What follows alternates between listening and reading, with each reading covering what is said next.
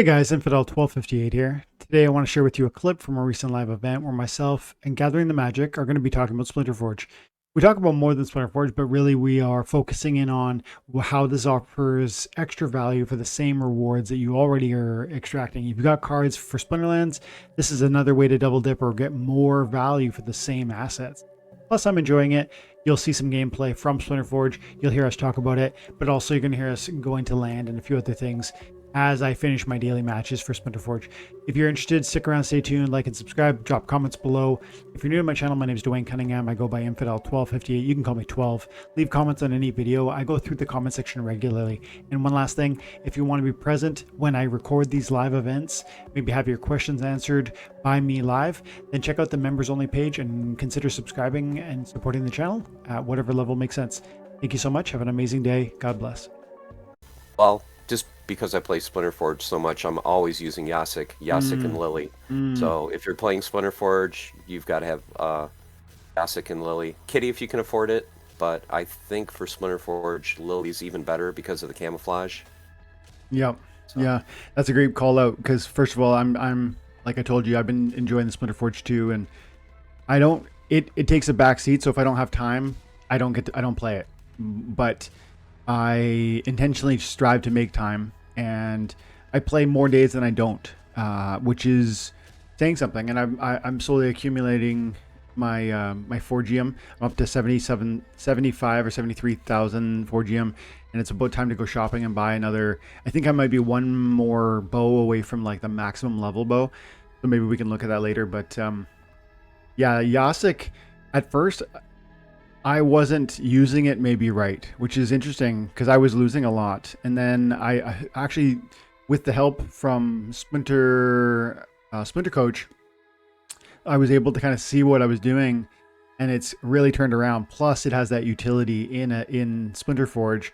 And for anybody who might see this and is thinking, well, I don't play Splinter Forge, I would say if you have time, like if you're not already too swamped to add one more thing, playing Splinter Forge is going to give you access to free money. Like it's literally the same cards you already own. Maybe you rent your cards, but you know, why not double dip on the value by creating another way to extract value with it? And it doesn't take that long, you know, especially now, hey, Gathering, now that you can do 2 battles at once, like that, it moves quite quick. Yeah, I have basically 3 accounts that I play in Splinter Forge, and I'll play in the morning and I'll play at home at night when I get back from work. And usually it takes me about 15, maybe 20 minutes to do my battles for all 3 accounts. So the favorite tab helps out a lot. So once you see what the boss's abilities are, you can set your favorite team of monsters. That way you don't have to scroll through all your cards every time. So you can simply look at the rule sets, see if the rule sets are good for your team build. Then just click on your favorites, add them in the order that you want to, and then just click the battle times 2 and you're good to go. Yeah. While you're talking, I'm queuing up a battle, and sometimes the please wait sign is like the biggest slowdown. It truly, I've found that once you get your favorites built in, the processing of a battle can be so fast that the game says, wait a second, you're moving too quick. Like I would get these messages at times and say, you have to wait 30 seconds between battles. So that's to say that, you know, less than 30 seconds to commit a battle is possible. And you do 2 battles at a time now instead of just 1 if you use the battle times 2.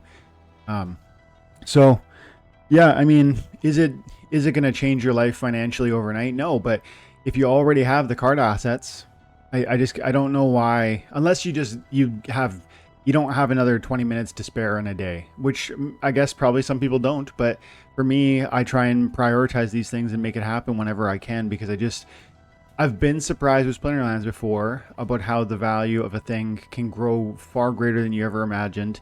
And, you know, Splinter Forge is developing. Like it's not done. It's like, is it a perfect product? No. Is Splinterlands a perfect product? No. But these things are growing and improving themselves, and it's exciting to watch where that's going to go. And man, this is unusual. Yeah, you might have to refresh the page. Usually the battles go pretty quick. Yeah. If you're stuck on that fight loading screen for more than like 5 or 10 seconds, you just have to do a refresh. Oops. So. But yeah, I mean, if you only have 1 account, you can probably do all your battles in 7 or 8 minutes or less once you have your. I mean, if you're comfortable playing the game and you've played the game before and know kind of the basics of how it works, once you're familiar with it, yeah, you can definitely get all your battles done in under 10 minutes. Mm-hmm.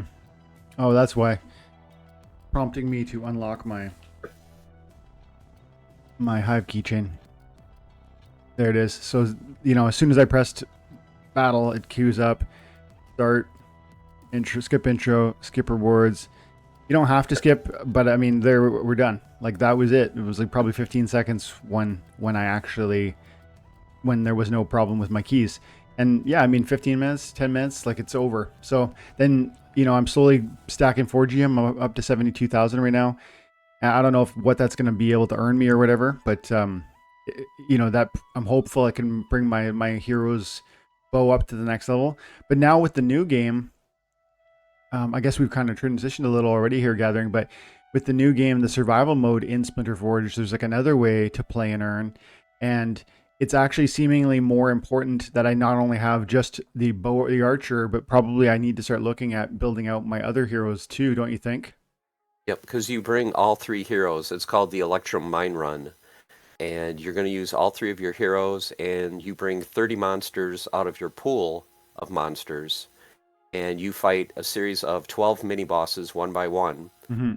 The problem is, if you lose a monster, if a monster is killed in battle, it's out of your pool. Mm-hmm. You do get a resurrect credit if you defeat each mini-boss.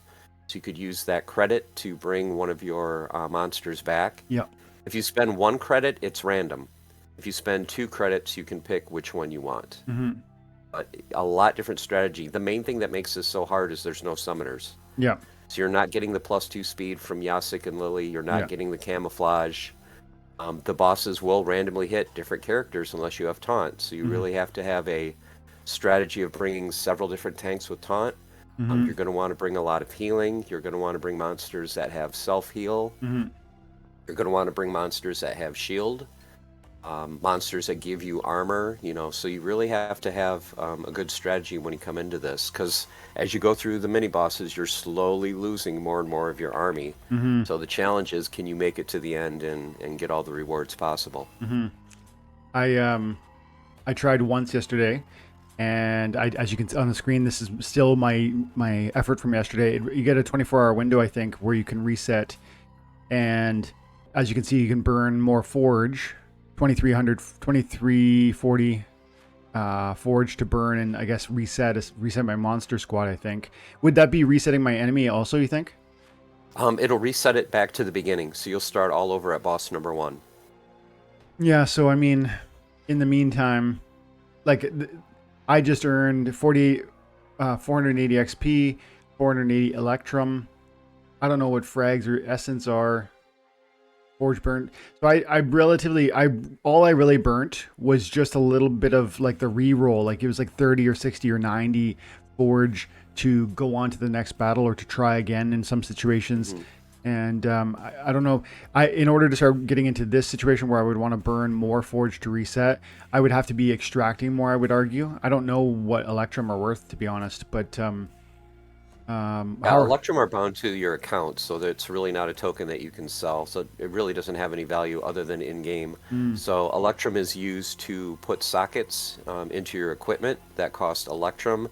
And the next item that they're working on in the game is going to be a hero leveling system. And in that system, you're going to need experience points to level your hero. Cool. You're going to need Electrum to buy skills for your hero. So that's why Electrum is going to be important.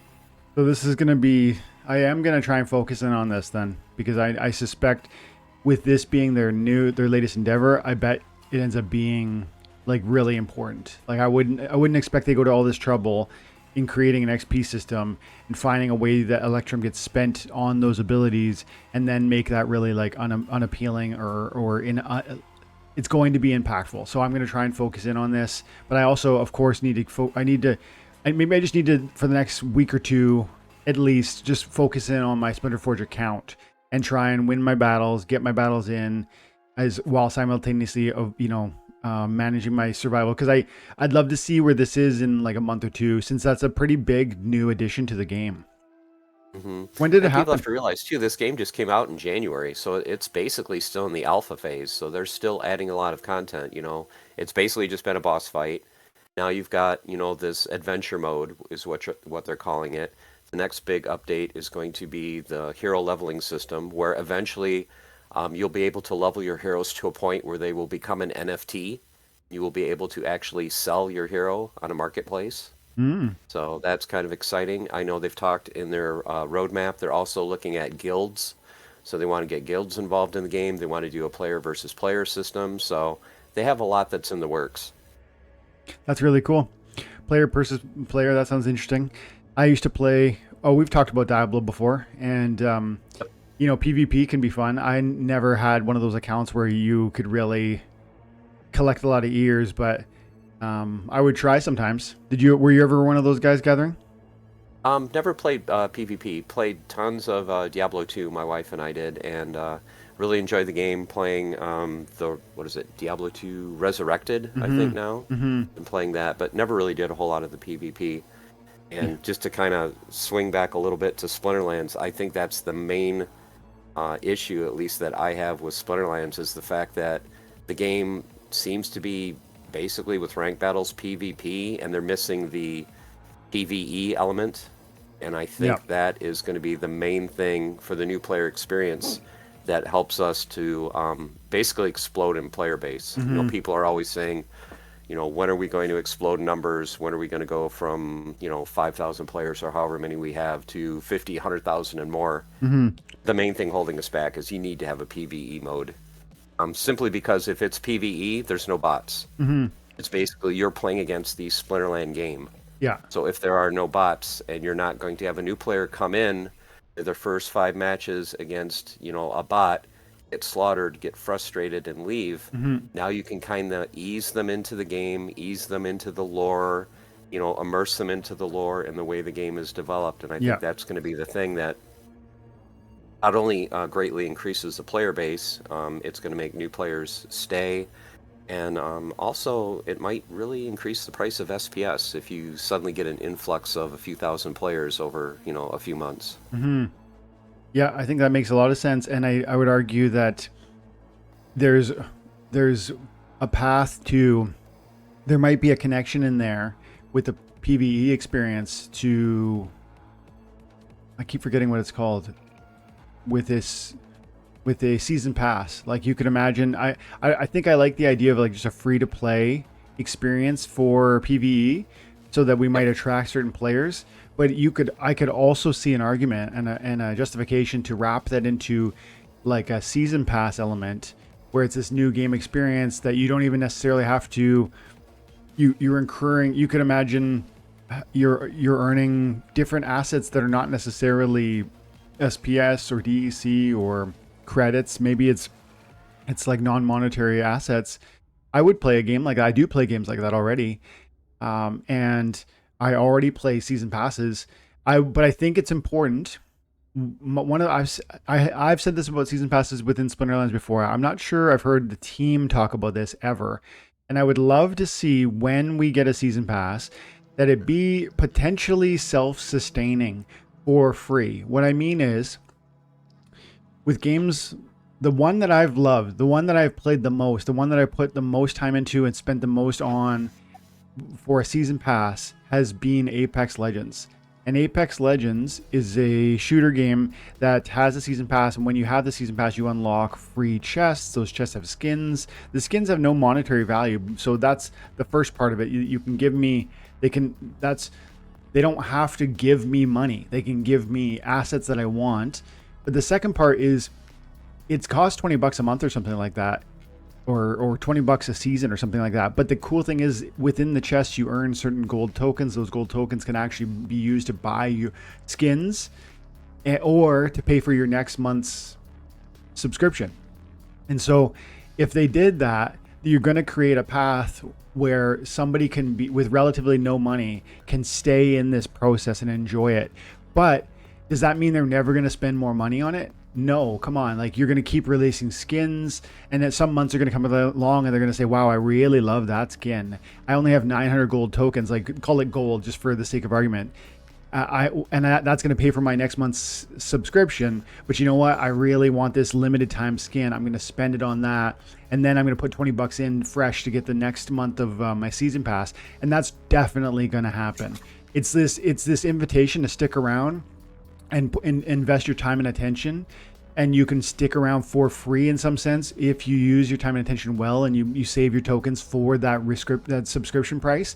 But it's an opportunity while they're here to excite them about other things that they might then buy, which could draw them deeper and get more value for the team. So I think I hope I see something like that, and I definitely think a PvE element could be wrapped up into it where it's rewarding those players with something that's non-monetary. What do you think about that?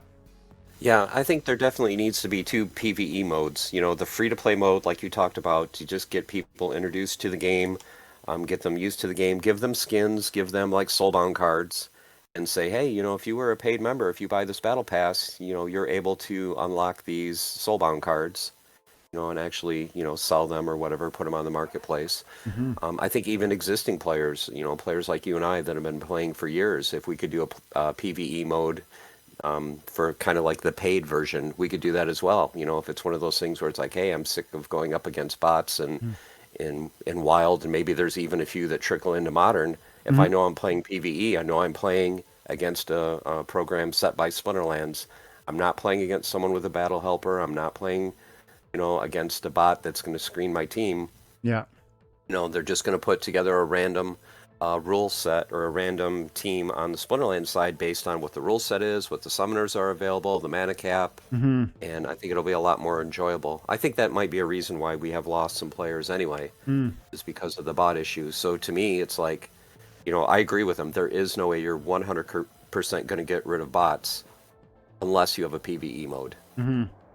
So, but of course, that's going to take a ton of development, a ton of time. Focus, of course, is on land, so it's going to be a long time before they could do something like that. But maybe once land is finished, you know, and they concentrate their efforts on the new player experience, you know, this could be something that really makes the game explode. I definitely agree, and I think they agree. I do believe that it's not just like on the roadmap in some sense. I think it's right in, like, it's absolutely where their head's at. And I think recently, what's his name, Weirdbeard was talking about, there was a question in one of the town halls or town squares, and it was around new player experience, and Weirdbeard said something like, I want to get draft mode. Like, he says that all the time, but he said it again very recently. And for me, I would argue that is part of the new player experience too. You're talking about a PvE experience that would bolster, diversify, create new opportunities for interest and intrigue for players. I would say something of that nature, like a draft mode tournament, is in the same vein where it's like, it's a fresh style of engagement with this game. I think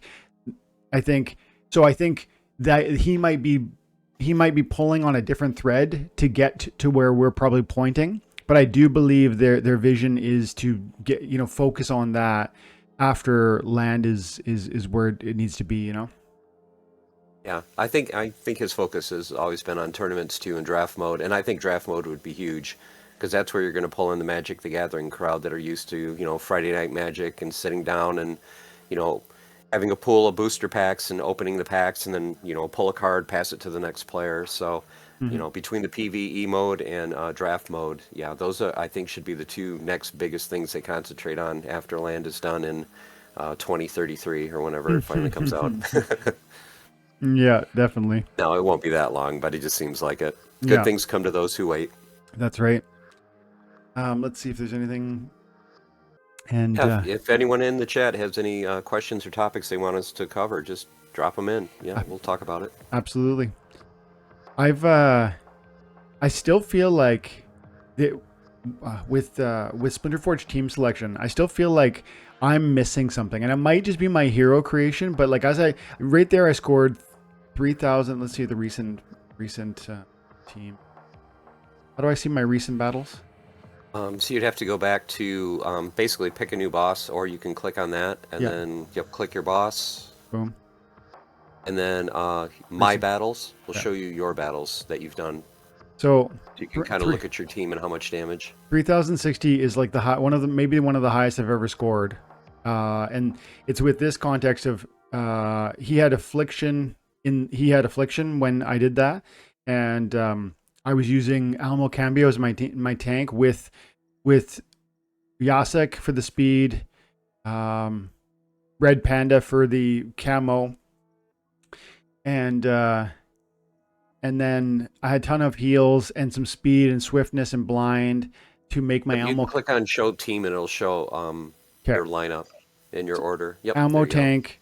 This guy becomes a tank because he's got the strengthen and he life leeches. Plus there's another strengthen over here. Plus there's a strengthen in here. So he actually becomes a tank and he slows at the same time. I've got a swiftness and a blind here, which obviously help Alamo. I got a triage which does support the camo or the cambio because that's how the rule set works. The strengthen allows the heals to be more impactful too, like because he has 15 hit points, but I have 1 strengthen, 2 strengthen, 3 strengthens. So we're now 18, which is a 6-point heal. So I've got 1 heal, 2 heal, 3 heal, 4, and an armor repair also, and a resurrect. So this team isn't all my mana. It's a 47 out of 51 mana, but it is like the best team I've been able to create in this game. And it works best when he has affliction. In the shield context, I really don't know how to produce crazy amount of damage because he just silences a lot of what I'm doing. And same also with magic reflect or archer. It's like I often, as you can see, 2,000, 3,000. But then all of these lower damage ones are actually, I was using a wrong summoner in these ones. I was accidentally using my magic guy. But as I look at the leaderboard, let's look at leaderboards. No, recent battles. Recent battles. 4,000. That's a big difference, man. And he's using the same summoners as me. And his archer is not significantly better than mine. So I don't know what's going on there. Let's see. Use double stamina, yeah. Points, XP rewards. True Strike, Magic Reflect. I don't know how these guys are doing it, man. Yeah, that's the thing. They could be using just one different monster. You know, maybe one less heal, maybe one more armor repair. You know, maybe a resurrect. That's the thing that's kind of cool. When the game first came out, you could see their entire team. So what people would do is they would just see who did the most damage and they would just copy the team. I like the change now where it's like, okay, I'll show you the summoners, but it's up to you to figure out the best strategy for monsters. Yeah, makes sense. In fact, it would be worse if you didn't do that. But you know, as a guy who wants to get better, wants to do the most I can, I'm disappointed. But that's a good thing, frankly. You're right. Like if everybody could just copy, they would. And no, see the shield though. But as we've been talking, this is quietly in the background. It's nice to me that this has just been like I'm almost done. I've got I think 2 more battles, and then I'm done for the day on this. And that's I have been going slower than I usually go too. It's not like I'm rushing through this. I'm taking my time because we've been talking about this and other things, and then I'll be done until tomorrow. Or if I come back later on this afternoon, there'll be some more that I could throw out. One monster you might use, especially since you're playing against the higher bosses, play Archimus the Bear. Because he's going to give everyone armor, and that halving ability is going to be huge because that will knock all of their attacks down to, I think the minimum you could take them down is to 3 damage. So it looks like the boss has 6s and 7s. So if you can knock him down to 3s, yeah, that might make a big difference. I usually in the Gold League, I usually play this team I'm about to show you: Archimus, Black Dragon, Scale Doctor, Mermaid, Crustacean King, Merdali Guardian, Constantia. That's exactly 51 mana of 51 mana. And I use the tank Archimus because, like you say, Force Field is huge. The armor is huge. He's got a huge hit point. He's got 12 hit points standard, but then we got 1, 2, 3 strengthens, 4 strengthens with my summoner. So we bring him up to 16 hit points, which gives him 5 heals per heal, and then there's also the repair in there. So same as very similar to the Almo play that I was showing you, but this one's got the this one uses evasiveness, and this one has the brute sort of resiliency through the force field. And this is usually a successful 2400, 2700 play. Let's see. Unless in this rule set, I bet we get 2700. Actually, his force field is Archimus in the second slot. How come? What, Archimus in number 2? Yeah. How come? Just because you don't want him taking all the damage. So if you had him number 2, he would be giving the armor to everyone. He'd be doing the halving ability when he attacks, but he won't be taking the brunt of the damage. So if your mana allows, yeah, put in Almo and then put on Archimus. I could do that, but I'd switch out Constantia because she's 7 and he's 7. Okay.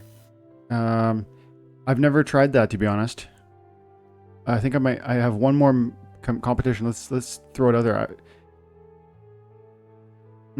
That's another thing that's fun with this too, is being able to experiment with, slightly different lineups to see which one gives you the best results. And it does, the rule set changes enough that every battle's a little bit different, and it's worth, you know what I mean? So there's a thoughtfulness, because even though I have a couple teams that I really pretty much, those 2 teams I showed you, I pretty much rotate through. But there's definitely enough space to, it would be better if I kind of thoughtfully was like, okay, phase, so maybe let's dodge some magic, or, archery reflect, this is going to kill me, so I got to be careful. If my main character is an archer, this is a problem for me, but my archer is so much. Then you just switch out, either re-roll or just switch out your hero. Ooh, good point. It's just up to you. Because my summoner, or my character, my hero is so much better than my other heroes. So what's the re-roll? I've never actually re-rolled. I go pick a new boss, and then I go here, right? Yep. It's only 2.1 forge. Yeah, they reduced all the costs. Since the rewards are basically down to 25% of what they were, all the forgium that you have to spend to reroll is 1/4 of what it used to be. So they just made that change yesterday to try to help stabilize the forge price. Because forgium was meant to be the same as DEC. It was meant to be 1,000 forge is supposed to be $1. Well, 1,000 forge is now down to about 7 cents. So they're trying to stabilize that price by giving you less forge as rewards, so that people aren't getting as much and they're not flooding the market with as much forgium. Okay, and I got one more. Boom. Let's see how this goes. This is a bit of a different vibe. I've got the Almo in the first spot, the Archimus in the second, trying to take your advice with the armor. Plus it's 2 main tanks now. When he goes down, he won't die quickly. I've got 1 repair, 2, 3, 4, 5 because of the repair and the heal. Plus I've got strengthen with my summoner, bring me to 18. And I think this is really pivotal because it brings the blind, which is so helpful with the speed over here. Let's see how that works. I only have 1 battle with this mana that I have access to, so my returns or the results will look like it's smaller, but it's only because I've submitted 1 battle. So that was a 1194. Probably because of the retaliate. Yeah, that's not bad.